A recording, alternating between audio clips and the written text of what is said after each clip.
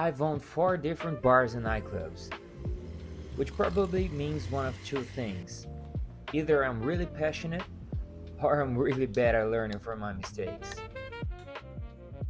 I've watched people celebrate birthdays, start relationships, end relationships, cry, fight, get married, break up, lose everything, become successful. And after all these years, I think bars are one of the best places in the world to understand life. Hi, my name is Gui, and this is the Beach Bar Tropical. Before this, I had 2 other bars and a nightclub. And if there's one thing people always ask me is why? Why bars? And that is an excellent question. But to answer this, we gotta go back a little bit. I was 22 when I opened up my first nightclub. All that illusion of the nightlife, girls, money, status, it all seduced me, only to realize how far that was from reality. But eventually, I found something better.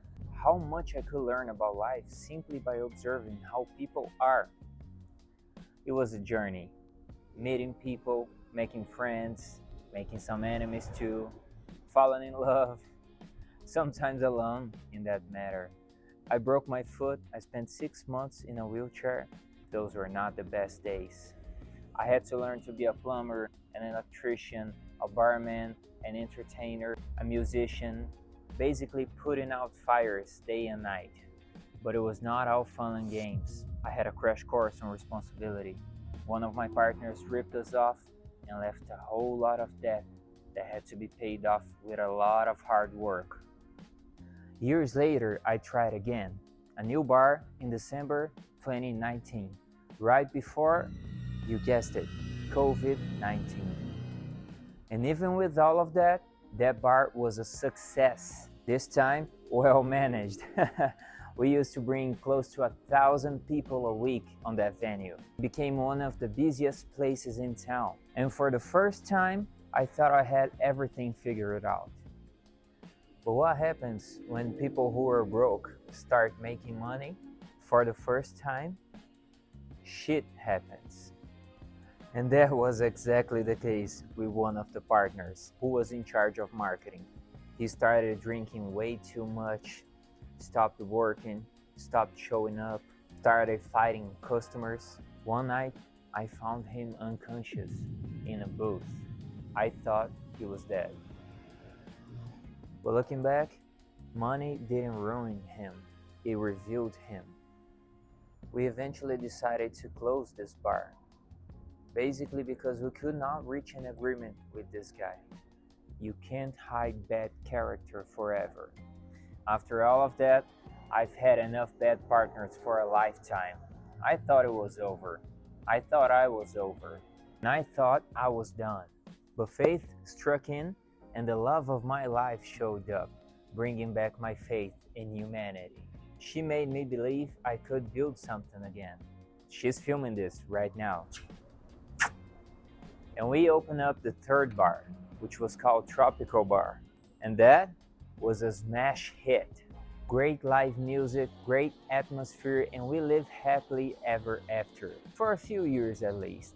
The economy changed, money fell short, and we went from 400 people on a Saturday night to 100 people on a good day.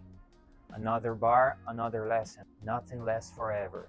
Life is like a roller coaster, and sometimes all we can do is just sit along for the ride.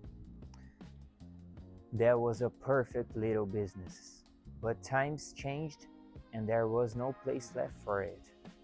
It hurt us, but we learned to understand the changes of the modern world.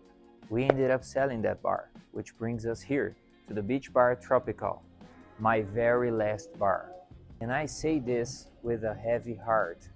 The bar industry is not what it used to be anymore. The golden age is long gone, and nowadays we're slowly fading away, only to become memories in the lives of those who lived it. Bars were a huge part of my life, but as Tony Stark once said, part of the journey is the end. And I'm happy with that. In the end, owning bars never taught me about bars. I learned about people, myself included. That is a knowledge that I will always carry in my heart. But if I had to pick the three top lessons, they would be: number one, never trust another person to manage your money. Your money is always your responsibility. Two, success comes and goes, but character always stays. Three, in this world, you reap what you sow. Always have that in your heart. And after all of that, I'm a completely different person. I was a child when I got into all of this. Arrogant, stubborn, always in a hurry. Thought I knew everything, but I was naive as they come. Well, I've beat all of that out of me. And with those life-changing experiences, I became a patient man. And I never seen patience lose on the long run. There were nights when I questioned everything. And then Saturday came. A full house does not mean you're successful. The same way a quiet night does not mean you failed. In the end, I was not building bars. I was building places for people to connect. And this channel is a part of that. Maybe that's all I ever wanted to do. Now I see I've been building the same thing my whole life, just in different ways.